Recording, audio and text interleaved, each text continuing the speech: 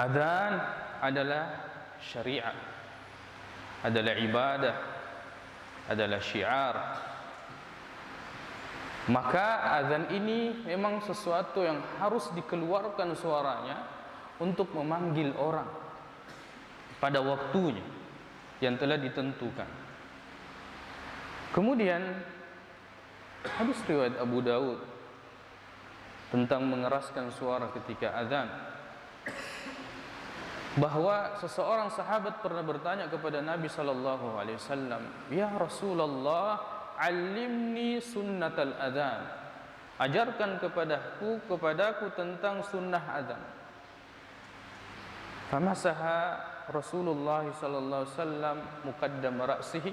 Rasulullah kemudian mengusap bagian depan kepalanya.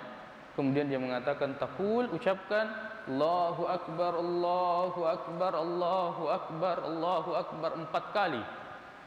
Ya, diucapkan sebanyak 4 kali. Kemudian Nabi SAW mengatakan, "Tarfa'u biha sautak." Engkau angkat suara.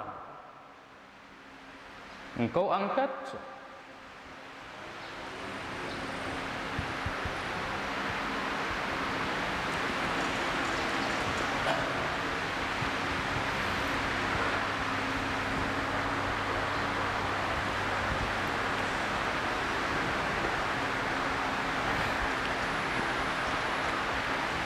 Begitu Rasulullah sallallahu alaihi wasallam mengajarkan. Tarfa'u biha sautak. Engkau angkat suara. Thumma taqul asyhadu an la ilaha illallah, asyhadu anna Muhammadar Rasulullah, takhfid biha sautak. Kemudian engkau ucapkan asyhadu an la ilaha illallah, asyhadu anna Muhammadar Rasulullah. Engkau pelankan suara. Kemudian engkau ucapkan asyhadu an la ilaha illallah, irfa' biha sautak. Angkat suaramu.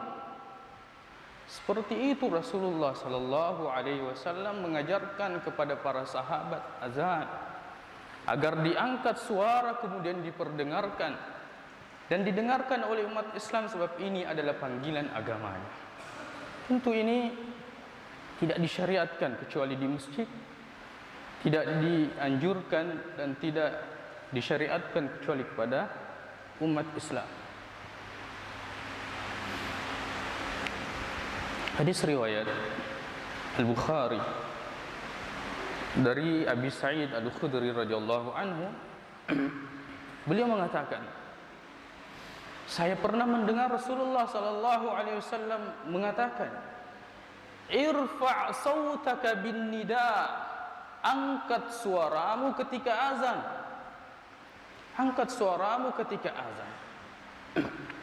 Fa innahu la yasma'u mada sautil muadzini jinnun wala insun wala syai'un illa syahida lahu yaumal qiyamah.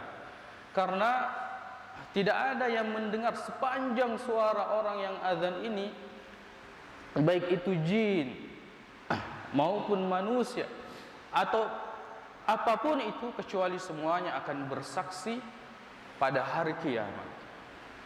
Pada hari kiamat.